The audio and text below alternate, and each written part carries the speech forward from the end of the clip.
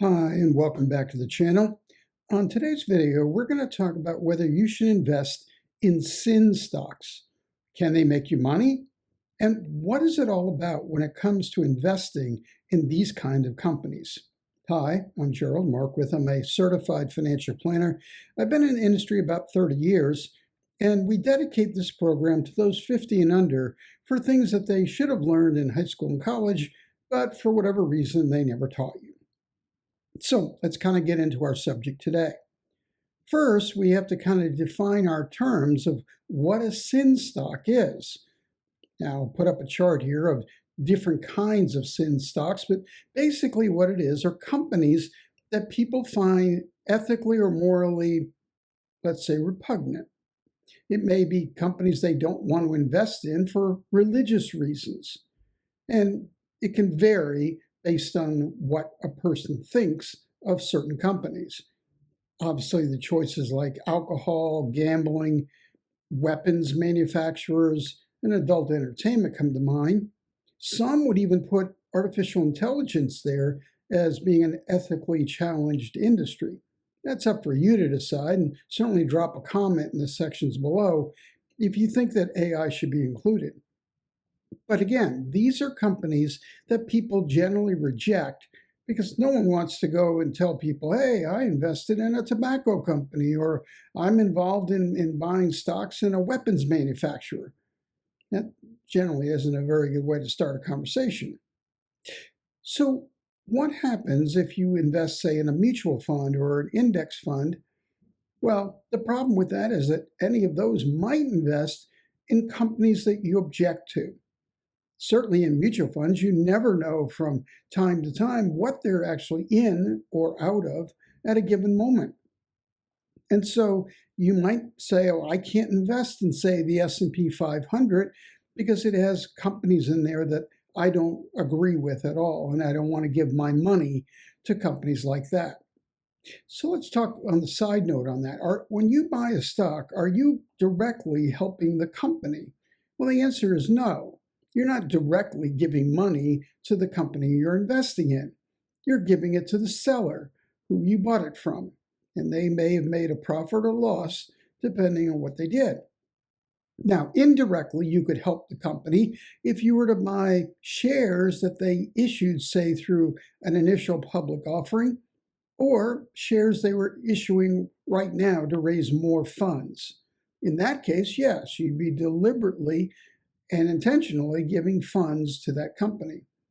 Now, it is true that indirectly, you're probably helping a little bit by keeping the stock price where it is, but let's face it, the amount of shares you're going to buy are not going to really move the market because obviously hedge funds and large institutional investors will dominate that. But the question remains whether or not you should even look at so-called sin stocks. Obviously, if you're a smoker, you don't have a problem with smoking, let's say. Investing in, say, Altria, which is the U.S. company that issues many of the cigarettes that you see today, probably have no problem investing in it.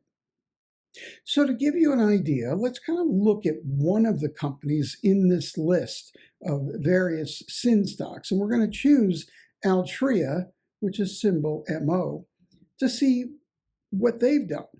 Well, if you'd invested with them right now or earlier this year, you'd be up about 13%. The dividend is 6.5%, which is fairly high for a dividend. And you could look out over the horizon, look over the past several years, and you'd see the stock has done pretty well. In fact, just to give you some reference, if you'd invested in Altria in 1984, November 1984, and held it right through today, a $10,000 investment would now be worth about $75 million. Yes, you heard me right, about $75 million. So you can see that long-term investing works, but in this case, you're doing it on a company that you may not feel very comfortable being invested in. So it is possible to make money in these kinds of companies. Keep in mind, that because they are companies that most people don't want to be in, they tend to be undervalued in the market, and for good reason. For instance, take something like, well, gambling. So right now there are investigations into prediction markets and companies like that.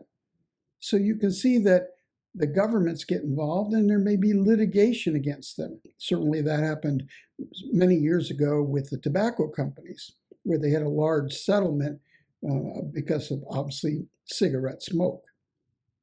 So these are things you want to keep in mind. Now, you could certainly buy an index that tries to focus away from these kinds of companies. This is known as socially responsible investing, or SRIs. Here, in these kind of funds, they're definitely going to stay away from objectionable type of companies. They're more concerned about environmental things or socially conscious things to invest in. So it's unlikely that you're going to see anything like a tobacco company or gambling company in that list. Now, those returns in socially responsible investing is somewhat mirrored what the market has done in general. Based on the study you look at, some will say it's been lower than the average. Others will say it kind of matches the average. And when I say average, I'm talking about the S&P 500, which has averaged about 10% over a long period of time.